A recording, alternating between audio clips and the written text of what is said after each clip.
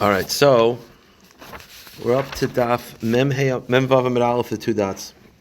So, okay, hold on one second. Progress. Okay, so up to Daf Mem Vav Amid Aleph, the two dots. So the shayla is like this. We're talking about if a katana mikabel Kiddushin. So we had Rav and Shmuel Shita, is that if a katana is mikabel Kiddushin, we make her have a get, and miyun, because we're concerned, obviously the mice of katana is nothing, she can't get married, but we're afraid that maybe the father, when he hears about it, will be interested, and retroactively it'll be a good Kiddushin. That means that she is Makabel Kiddushin Sunday morning, the father hears about it Monday morning, so during that 24 hours, it's like a quasi, it's like a weird matzav, right? She's up in the air. And then once the father hears about it, he could decide. If he rejects it, no Kiddushin. If he accepts it, Kiddushin. If he's quiet, we're not sure. But that's, the question is, can she back out before Monday morning? Or she was Makabel Kiddushin, but could she change her mind? Because again, it's not, normally when a woman's Makabel Kiddushin, there's no back end, you can't back out, you have to get divorced. But over here, it's up in the air until the father is Makabel, the father accepts it. So maybe until the father accepts it, she could, it's ether, she can back out. So the Gemara says like this. Let me ask you, Rabbi mentioned 24 hours. Is that like a net? No. That was just the arbitrary case. My point is, however, it could be a month. Okay. Whatever, from the time that she is Mekabel Kiddushin until the father hears about it, what is the status? Can she back out? But so, with a wife and a husband, it's 24 hours, no? No? Or a netter? I'm not aware of time periods. Just Makabel Kiddushin right away. So the Gemara says, Itmar, Ketana sheneskacha shalila dasaviye. The girl is Makabel Kiddushin without the father's knowledge. That father hasn't heard about it yet. Amarav, bein hi or bein avi, yichon la'akiv. She could also back out, which is interesting. According to Rav, she could back out. Before the father hears about it, she could back out. That's Rav's take. Ravasi Amar, avi avalehi. Ravasi says, no, the father and not her. Once she's Makabel Kiddushin, she's already signed off on it. She can't back out. The father can still knock it down. But according to Rabbi, it's a big chiddush that although she was already Mekabel Kiddushin as a katana, she could still back out before the father hears about it. So the Gemara says, Eisvei Rav Huna Ravasi, we have a kasha on Ravasi because we have a proof. It seems like a proof to Rav. The pasuk is talking about this. The pasuk says, let me read you the pasuk.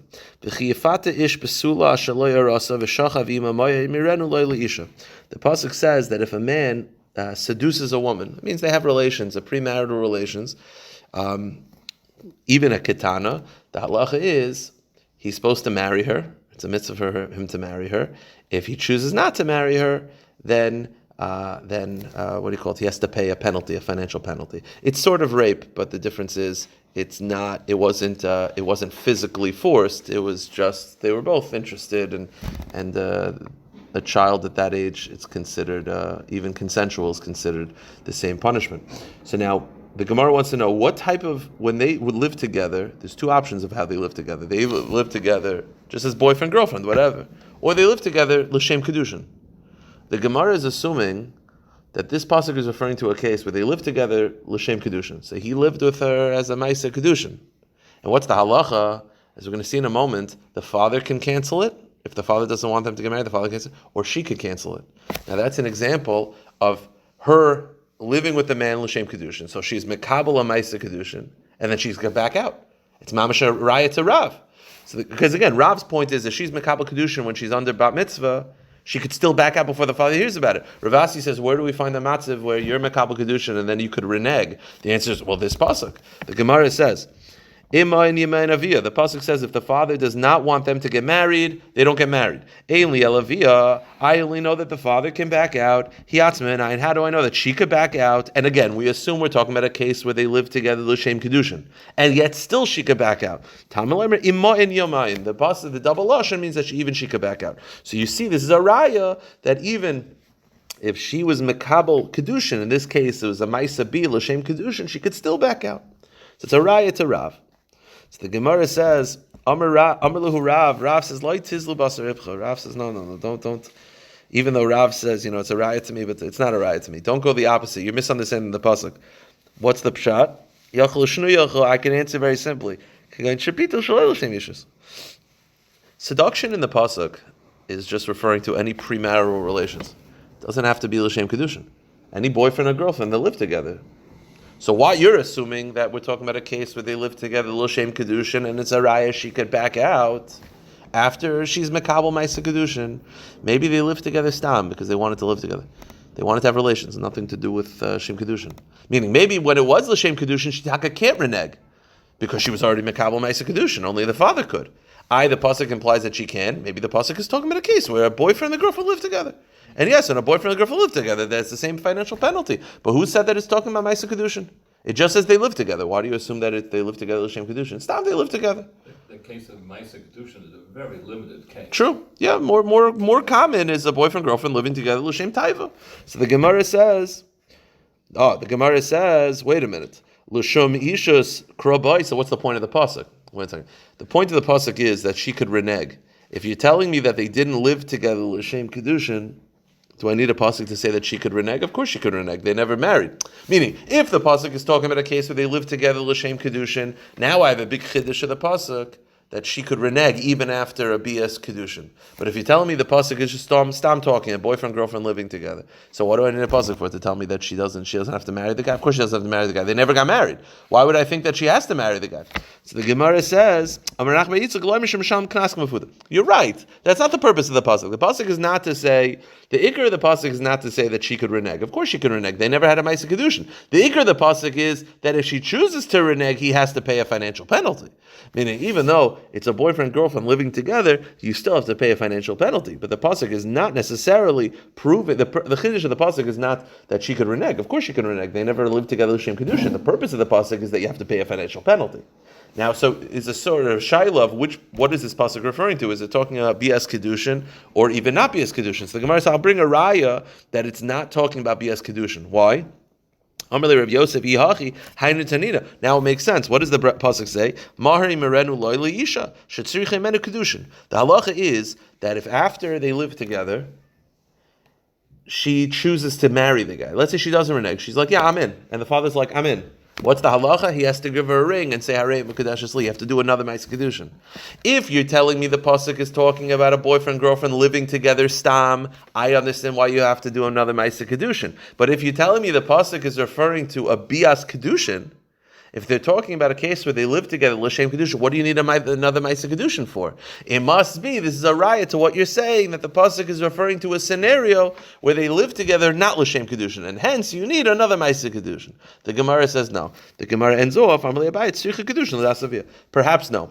Perhaps really the bia is the bia l'shem Kiddushin. So why do they have to do another ma'aseh Kiddushin? Because this time they need a ma'aseh Kiddushin with the father's consent. They live together without the father's knowledge.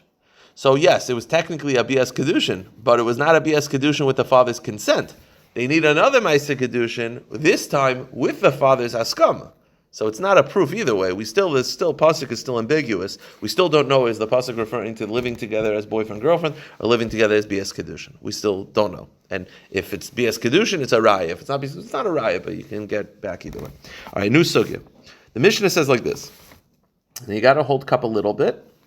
It's not too complicated. The Mishnah says like this: Ha'omer leisha, you tell a woman, hiskacheli b'tmarazu, hiskacheli bazu. Okay, you hand her 2 dates. Okay, now for her to get married, the value has to be a shavapruta. Let's say a shavapruta is a quarter. Let's just throw that out. Okay. The question is, do the dates combine? Each date is worth 15 cents. Do the dates combine? So the Mishnah says, you said hiskad sheli bazu, hiskad sheli bazu. You said the word Kiddushin by both. So then the Mishnah says, because you said the Kiddushin by both, they do not combine. And therefore, therefore, for it to be marriage, it has to be that each date, that one of the dates is worth a shavapruta, but they do not combine. Because you said hiskadshi, they don't combine. But, says the Mishnah, bazu, but let's say you said hiskachili bazu, ubazu, but you didn't say the word hiskachi multiple times, you just said the word hiskachi once, then the dates combine, and then they come together, and if each date is worth 10 cents, and you give her 3 dates, it's a marriage. Okay, so far so good. So hiskachili bazu, each date is separate, hiskachili bazu, they combine. So far, pretty binary, yes or no. But now the Mishnah says a line that's a little bit ambiguous. The line says like this: Haisai cheles rishayna in the mekadesh sheba'achas min shavapruta. Then the Mishnah says, what if as you're giving her the dates, she eats them? So you give her a date, she eats it. You give her a date, she eats it. The halacha is, it only works if they don't combine anymore. Okay. So if you give them dates and she eats it, they no longer combine. Okay. One of them has to be worth a shava pruta. It's either any of them. It could be the one that she ate already, but they no longer combine. Okay, so let's do 2 lines of Gemara and then let's analyze that case of eating and just figure out exactly which part of the Mishnah is it referring to. Let's start the Gemara. The Gemara says like this: Mantan Hiskachi. Who is the author of the Mishnah that says when you say the word Hiskachi multiple times, it separates it into different actions? We had this yesterday. Amar Rabbi Rav Shimon, that is the sheet of Rav Shimon, who said when it comes to Shavuos, right, if I'm a shomer for multiple people and then I deny it and I lie to them, I have to bring a carbon. So let's say I'm a shomer for all 6 of you guys, and you all ask me for my item, and I say, I don't know what you're talking about. Shavuazu. I have to bring 6 carbonas because I lied to 6 of you. But let's say, says Rav Shimon, if I said Shavuazu, 1.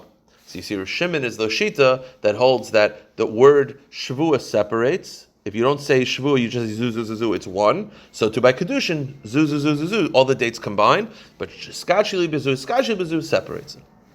Okay. Now, let's figure this next part out. The Mishnah had 2 cases. Okay, it's very important you understand this. Hiskachi bezu, each date is separate. They do not combine. Bezu, they do combine. Okay, that's so far so good, pretty easy. Then the Mishnah said, but if she eats them, they don't combine. Which case is that going on? So let's analyze the problem here. The first case of the Mishnah where you say Hiskachili Bezu is, which case, in the case of the Mishnah, when it says that if she eats it, they don't combine, what did you say when you gave it to her? Did you say Bezu, or Hiskachili Bezu? Now here's the problem. I'm sorry? Oh, so you seem to be 100% right. Here's the problem. You said Hiskachili Bezu, they don't combine. Then the Mishnah says, and if she eats it, they don't combine. I don't care if she eats it, she doesn't eat it. They don't combine. If you say Hiskachili Bezu, they don't combine. So that can't be the case. It must be the second case, which is you said Bezu, which normally they combine, but if she eats it, they don't combine. Okay, what's the problem with that? Here's the problem. The problem is as follows. The Mishnah says, if she eats it, they don't combine. And how is she married? If one of them is worth a shava pruta. What if it's the first one that she already ate? Okay. Sounds like any of them. It's like you give her 5 dates. She eats all 5. As long as one of them is worth a shava pruta, she's married. Doesn't have to be the last one. It could be the first one. Here's the problem. The problem is that when you make a statement, when you give her 5 items, and your intention is that the Kiddushin will take place when you're done your statement and when you're done your action, we actually look at the first 4 as a loan. This is going to introduce us a little bit into Bab Tzia and Baba Kama. A lot of times, what we don't look at as a loan is halachically a loan. I'll give you an example. You go into a store and you buy flour from Wasserman's, and they give it to you. It's a sale. That's a transaction. That's not a loan. And you're like, oh, hey, I'm going to come in tomorrow. I'll pay you tomorrow. During those 24 hours, that is a loan. They are loaning you flour, and you're paying them back with the value of flour. That's not a transaction anymore. It becomes a loan. Over here also, when you give her 5 dates and you say Hiskachili Bezu, and she eats them, those first ones that she eats, they're not the ones that you mean for Kiddushin, because you want Kiddushin to take effect at the very end. Therefore, those 4 we actually perceive as a loan that you owe her. That she owes you. Right? When she eats that, that's not for Kiddushin. Kiddushin takes effect at the very end, which means those first 4 are just things she ate that's yours. She actually owes you that. The only way it would work is if you say, don't pay me back. That's called Mekadesh b'milva. That's called being Mekadesh by forgiving a loan. That is not a good Kiddushin. So we're implying that, again, when is the case of the eating? It can't be the first part of the Mishnah, Hiskachili Bezu, because Hiskachili Bezu doesn't combine anyway. Forget about the fact that she's eating it, even if she doesn't eat it. It must be bezu. And the point of the Mishnah is that they don't combine. But any of them, as long as one of them is valued as a pruta, she's married. Even the first ones that she ate. The problem is the first ones that she ate, we perceive as a loan halachically. Then the way it would work is that you're forgiving the loan. Now, if it's still intact, that's not a loan. It's right here. But once she eats it, she owes you that date. So you're going to say, well, Mekadesh me, you don't have to pay me. That's Mekadesh b'milva.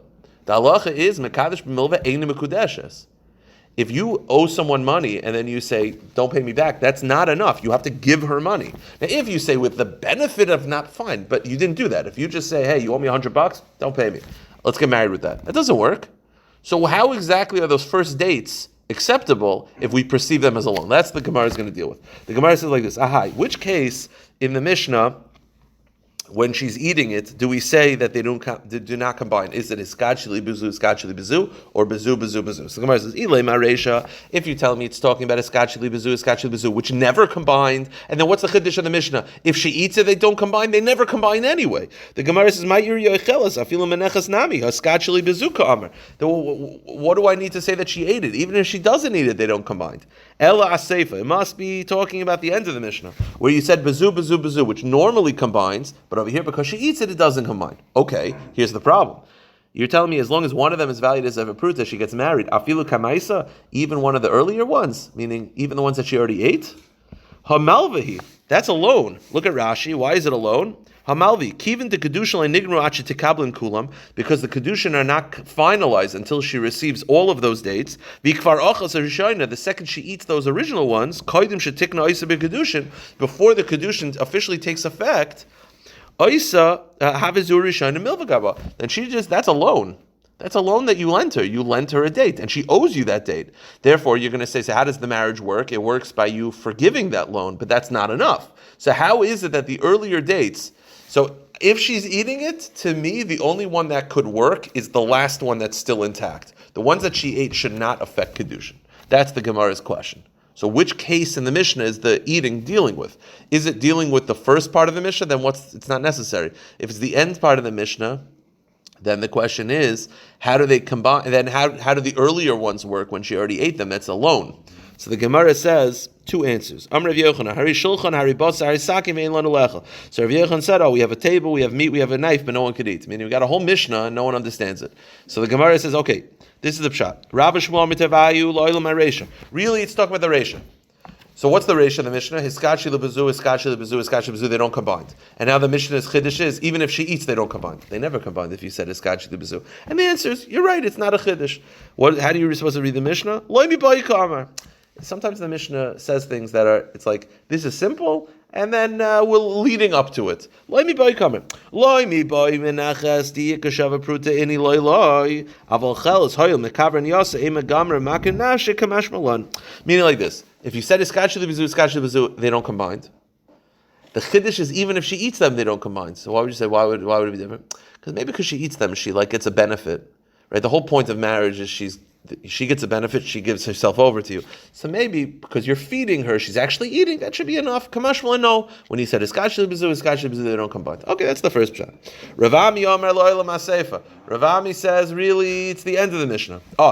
So wait a minute. Really, it's the end.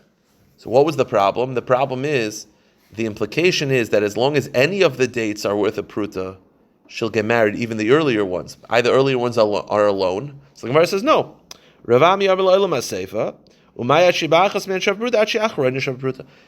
it has to be the last one is worth a shava pruta. Meaning you're right. The ones that she ate already are alone. No good.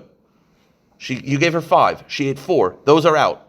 Because the Kiddushin only took effect when you wanted, because you said bezu, which is one statement, the Kiddushin only takes effect at the end. The earlier ones are not officially for Kiddushin, they're just alone because she ate them, she owes it to you. So what does it mean that she'll get married? If the last one is worth a pruta. Okay. Now what do you see from this? You see from this 3 things. The Gemara says, you see from this sugya, Shmami Nami the Ravami, you see from Ravami 3 things. First of all, you see that if you're Mekadesh with a loan, it doesn't work. Because that's the whole point, right? We just got finished saying that the earlier ones are alone, no good. So you see the Mekadesh Milva Enim Kedeshus. Forgiving a loan is not a form of Kiddushin. Number 2, Shema Mina Mekadesh Milva Pruta Daita Pruta. Go to the next page. In this, it's interesting. In this case, you gave her 5 dates. Yeah? You made one statement. Hiskachili bezu. Yeah? But in essence, we could actually split up your statement into 2 parts. The first 4 are already gone. The last one is worth a pruta. Is she married? The last one's worth a pruta. Yes. Why? because you married her with that last one. Now the truth is, in your statement, you actually said two things. You said, be mekadesh me by forgiving the loan of the first four, and be mekadesh me with the last one that's intact. Now the first four, no good. Last one, good. You see from this that when you make a statement of Kiddushin and you offer sort of two things to a woman, some being not good, some being good, she'll just pinpoint on the good and avoid the bad regarding Kiddushin. So therefore, over here, when you're saying, listen, marry me with all five. Now the first four technically, due to a technicality, become a loan and a forgiveness of a loan, which is no good. The last one is still intact. We assume that we don't just say, well, maybe she went with the more money, which is the first four. No. We assume, daita apruta. She went for the one that will work. So like her mind is, let's make this work. So therefore we sort of ignore the first four dates that are forgiving of a loan, even though that's more money, and we go with the pruta. And the last one, shmamina ma yispal machayzin. Will you also see from here? Let me ask you a question. What if you give her the 5 dates, she eats the first 4, which we said is a loan, and then the last one, she's like, you know what, I don't want to get married. Or something happens, or he's like, I don't want you to get married. Something happens, or the last one gets less. Does she have to pay him for the first 4 dates? Yeah. It seems to be yes. Yeah. So you see from here that if you gave a woman money for Kiddushin and it didn't work out, she doesn't get to keep that. She has to pay it back. Okay. It could be it's pashut depending on your sensibilities, but yeah, that's the chiddush of the Gemara. Okay. Now that we mentioned that, we're now going to sort of take a little bit of a detour. This is where the sugya goes. Hamekadesh achoisei. You go to your sister and you say, Harei mekudesh asli b'tabasu kadas Moshe Yisrael. Definitely no good. That doesn't work. The question is, does she have to return you the ring? Now the question is, you say, well, yeah, we just got finished saying. Over here it's a little different. I'll tell you why. Everybody knows you can't marry your sister. It's common knowledge amongst everybody. Therefore the question is, why are you giving her this ring? There's two options. Either you're giving her this ring for her to watch. You just want her to watch it. And this is just your weird way of doing that. Or you're giving it to her as a gift, and you're doing this to not embarrass her. The question is, what is your intention? It's machlekes. It's mara mekadesh achoisai. You go to your sister and you say, "Harei mekadesh l'kedas Moshe Yisrael b'tabazu." Rav Amar Mois Chayzim. Rav says you have to pay back. She's got to give you back the ring. Shmuel Amar Mos Matana. No, she gets to keep it. What's the explanation? Rav Amar Mos Chayzim. Rav says that she has to return the ring. Meaning, so what's the rationale? Everybody knows that you cannot be mekadesh your sister. And therefore, why are you doing this? You're giving her this ring to watch. So you'll say, then just say that. Then why are you saying harei mekadesh asli? Just say, hey, can you watch my ring? You know she won't take it. You know that she won't accept it to watch. Therefore, 6 lines into the page, so you know that she won't accept it to watch. She's not going to do you that favor. But this is a trick to force her to watch it for you. Shmuel says no. Ma'is matana. No, it's a gift. Adam yedeya she'en Kiddushin taifsim b'achoisei. Everybody knows that Kiddushin is not taifis. V'gama v'nos l'shematana. And it must be you're giving it to her as a gift. V'neima le l'shematana. So why don't you just say you're giving her as a gift? Savar ksifel milsa. You know that she's proud and she won't want to accept a gift. So this is a way to give her a gift. But everyone knows, if you go over to your sister and you say, Harei mekadesh asli b'tabazu kadas Moshe Yisrael, everyone knows you can't marry your sister. So you're giving her as a gift.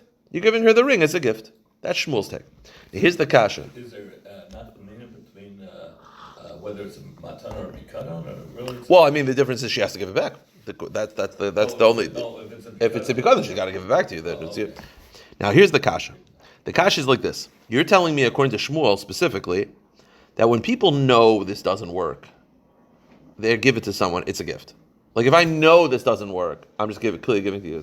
Here's the problem. Masiv Ravina hamafrish chalasoi kemach. Let's say I separate challah, but in separating challah, I think the Gemara assumes it is common knowledge. Challah must be separated from either dough or bread. You cannot separate flour. You can't hand a kohen flour. That the Gemara feels is common knowledge. But that's what I did. I went to a kohen with a cup of flour and I said, "Here's challah." So what would we say? Well, if everybody knows that doesn't work, you're obviously giving it as a gift.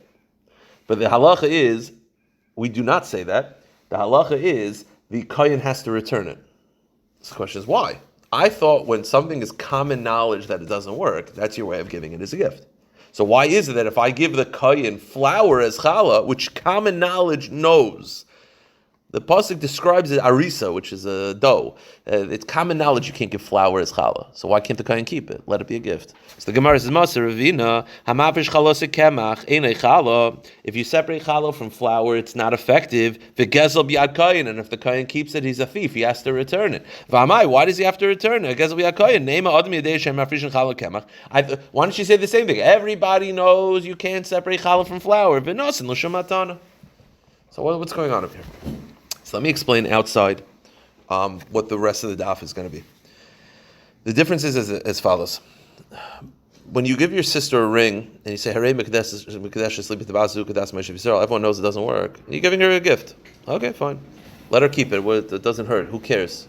It doesn't matter to me whether she keeps the ring or you keep the ring. It doesn't affect me. So how come when you give flour to a kohen, he has to return it? Why don't you say the same thing? Everyone knows it's a gift. The answer is two things. People don't know it as much, first of all. Second of all, challah can cause problems. I'll tell you why. It can cause problems both directions. The Gemara is going to go through this. It can cause a problem by the kohen. I'll tell you how. If the kohen gets a cup of flour, right, and in his mind he thinks that is challah, at least biblically, meaning he knows that it's not great to do, but he thinks it kind of works. I'll tell you why that could be a major issue. Let's say he's making a dough, and let's say the amount of dough that's needed for challah is 3 pounds, right? He has 2.5 pounds of flour to make them, not chayiv and challah. He takes this cup, pours it in. It's now 3 pounds, but he's like, I don't have to separate challah. That was challah. I don't have to separate if it was already challah. It's not mechuyev, right? If the kohen doesn't have to separate challah from challah. So in his mind, that cup of flour is that's challah, which means it's not obligated to separate challah. So now he pours it into his dough, not realizing that's not challah at all. Now he has 3 pounds of challah, and he has obligated to separate it, but he's not going to. Second issue the Gemara is going to address at the end of the daf, it also can cause a problem to the one giving it. The one giving it might also think that it's effective, and then in his mind, he's like, I already gave challah. Great. Not realizing, no, you didn't. That's the difference. The difference is people's knowledge is not as clear. Everyone knows you can't marry your sister. Not everybody knows that challah taken from flour is not 100% effective, and it can cause problems to the kohen, and to the receiver, the kohen, and to the giver. Let's see it inside. So the Gemara says, okay, Shani Hasam Denafin Chorva. Over there it's different. The reason why the kohen has to return the flour is because a major issue can happen. Dezimnin because maybe the kohen will be making a dough that's slightly less than the shear, less than 3 pounds, right? And then he takes the challah that he received and he adds it to his dough, and now the challah is now obligated to separate challah. But he thinks But he thinks he doesn't have to separate challah because he thinks the flour that he got is challah, so it's not obligated. And he's going to eat bread that didn't have challah separated. That's the issue. Wait a minute. I thought people know that you can't separate challah from flour. So what are you saying? That the kohen's going to get confused? Why is he confused? I thought everyone knows that, right? What's the kohen going to do? He's going to take this flour. He's going to think that it's challah, add it to his dough, not realizing that his dough now needs challah separated. But he's going to think, I'm good. But I thought everyone knows that you can't separate challah from flour. The answer is, they know and they don't know. They know that it's not good to do this.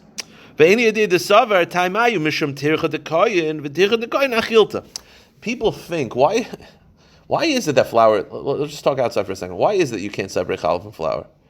Well, the real answer is because the Torah says you can't. But he says in people's minds, they think, you can't because it's annoying to the kohen. The kohen why should the kohen have to make dough? Give him dough. But I'm the kohen, and the kohen's like, I'm cool with it. So it is challah. The kohen thinks that it actually is challah. It's just not a preferred method. But if I'm moichel, so he's going to take the flour, think it's actual challah, and that's why he has to return it. So the Gemara says, wait a minute.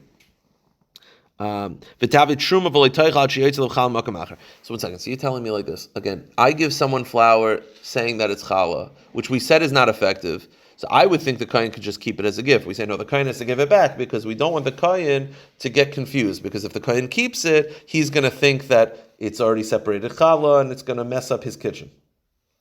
Why don't we say this? Why don't we just say to the kohen, keep it, and just separate challah again? Right? We're writing the halacha. This is the Gemara. Like we're dictating the law. Why are we saying the kohen has to return it? Let the kohen keep it and just tell the kohen, Odpam, the flour that you got, separate challah again. Well, why can't you do that? Again, we're concerned the kohen's going to get the flour, think that it's challah, pour it in, not realizing that now his dough is 3 pounds. It's going to be a problem. So he has to return it. Why have to return it? Let him keep it, but just tell him. Sarich lachzor odpam. Like you have to take challah again. What's the big deal? Why can't we do that? Do that all the time. And where do we find a precedent? He might not realize that he would have to do it. Oh, but fair. The Gemara is going to address what you're saying. But we do have a precedent of telling someone you can keep it, but just do it again. Milay tnan minanokov al she'enei nokov truma v'leitaycha sheyetzlav truma ma'aser b'makam acher. The halacha is that we know that when it comes to potted plants, perforated is chayiv in truma deraisa. Non-perforated is not chayiv in truma deraisa. So let's say I take fruit from a perforated plant, having in mind to cover a non-perforated plant. It's not effective biblically because you're taking from mechuyev on eina mechuyev. So it's problems. So what do we say? You can keep it. The kohen can keep it. Just do it again. So we find that you could tell someone when you take truma from perforated plants for non-perforated plants, we don't make you undo the whole thing. We just say to do it again. So why can't you say, do it again? So the Gemara says, I'll tell you the difference. It's what you said. When it comes to two different plants, one's perforated, one's non-perforated, in people's minds, they're like, oh, I get that. That doesn't work. I got to do it again. When it comes to flour in a pot, like flour like in a dough, and it's one person, in people's minds, they're like, the rabbi said do it again. They're just being strict. In people's minds, they're not going to think it's actually obligated. When it's perforated or non-perforated, people's minds, they get, okay, perforated nourishes from the ground, that's biblically obligated. Non-perforated doesn't, not biblically obligated.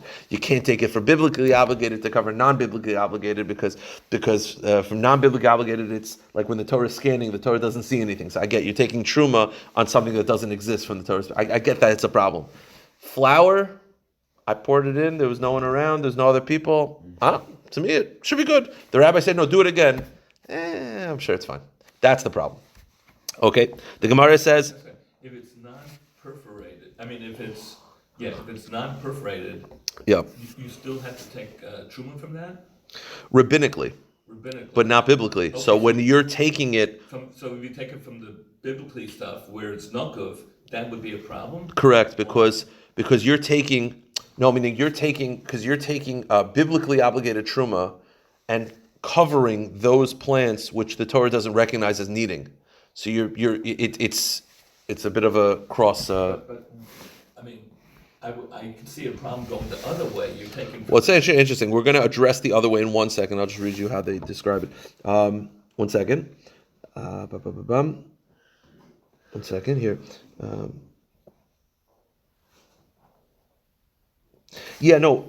What I mean is like this. You're taking fruit, the way they describe it like this. The separated portion is nothing but tevel. Its designation as truma was meaningless since it was separated from produce that, biblically speaking, was never actually subject to truma.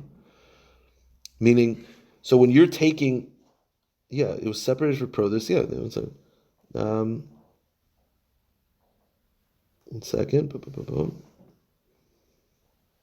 Person declares produce that is tevel on a biblical level to be truma portion for other produce that is not tevel and is not subject. In the case a person declares produce that is tevel on a biblical level to be the truma portion for other produce that is not tevel. Meaning you're taking tevel and saying this should be truma, but not covering the plants. I'm not meaning I have the perforated plants which are obligated truma deraisa. If I take an orange and I say it should be for all this, that's fine. I'm saying that this orange should be truma for that which doesn't exist from the eyes of the Torah. So I'm not doing it. It's not affecting anything. So I'm not actually fulfilling the obligation of even that orange itself is not fulfilling its obligation. Yeah, but you're not losing at anything. You don't have a chiyuv, and it doesn't work. So it's true. It doesn't work. I guess it doesn't work. It's meaningless. Yeah, it's meaningless. Yeah, so the point is, so they don't want exactly the point. So the kohen said, listen, he can keep it, but you just got to make sure that you do truma again for the perforated plant and for the non. Meaning the non-perforated also has to take. You have to take from the non-perforated for the non-perforated. That's the point. Meaning you could keep it, just do it again better. You're right. It's not the worst case in the world. Exactly. It's more meaningless than evil. It's just do it again. You're wasting your time. Exactly. So the Gemara is saying that the first answer is that in people's minds, because there's two plants. Okay, I get it. Over this, people aren't going to make it. They're not going to actually believe you have to do it again. Iba Yasema, another answer. Over here, it's even worse. Because we're focusing on the fact that the kohen can get messed up. The truth is, when you give flour to a kohen and think you're separating truma, you don't just challah. You don't just mess up the kohen. You mess up the giver also, right? I give it to you. You're the kohen. We addressed your concern that you'll think it's challah and you'll put it into your dough. The major issue is me.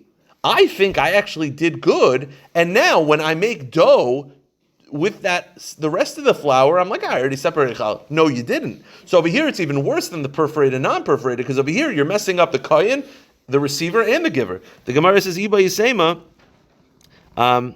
La'olam kohen meitzasais, l'ksaver balabayis niskani sasav asal mechel betivla. Really, the kohen maybe will listen to us because kohanim are very diligent. And if we tell him to return it, it won't be if we tell him to just do it again, it won't be the biggest deal. But the reason why we tell you to return it is because we're not just worried about the kohen being messed up, we're worried about the giver being messed up. Because the giver is going to think that he already separated challah. I thought people know. The answer is they know or they don't know. Yes, people know that you're not supposed to separate challah from flour. In people's minds, the reason why you're not supposed to do it because it's annoying to the kohen, but if the kohen receives it, in people's minds, it's effective. So the reason why the kohen has to return is not just because we're worried about the kohen being messed up. The giver is also going to get messed up. The giver who gave it to him has to know you did not do a good job. So the Gemara says, "Tavet truma v'yachsa v'yitrim." Wait a minute. Why don't we say let the kohen keep it, make the kohen do challah again, and make the giver do challah again? Meaning, why can't we just do this? Tell the guy who gave it, listen, what you gave is you gave. You don't have to return it, but just do it again. I gave it to the kohen. There should be a halacha that Avi has to do it again. I got to give truma again. The Gemara says, "Miloi Tanan mishe'ena nokov ala nokov truma v'yasav yitrim." Right? We just got finished saying that. That's the opposite case. I take from non-perforated for perforated, so I do a rabbinic truma for a biblical truma. No good. You got to do it again. We don't make the kohen return it. Just do it again. The answer is Hakim betray money tzayis, bechan manaloitzayis. The answer is, like we said before, which is that when you're dealing with multiple plants, people's minds, they'll get it. They'll fix it. Within one person, within one dish, if you tell me do it again, I'm not going to do it again. That's the problem. So in other words, if I give challah to the kohen, unless the kohen gives it back to me, if I give flour to the kohen, if you tell me the kohen gives it back to me, I'll know that I messed up. But if you just tell me, listen, let it be, just do it again. I'm not going to do it again. We're not going to find a person going to redo truma when it's not like multiple potted plants. When it's like this, the person is just going to be like, I'm sure it's fine. Now, one last problem. You're telling me that we don't find a guy just doing truma again? Wait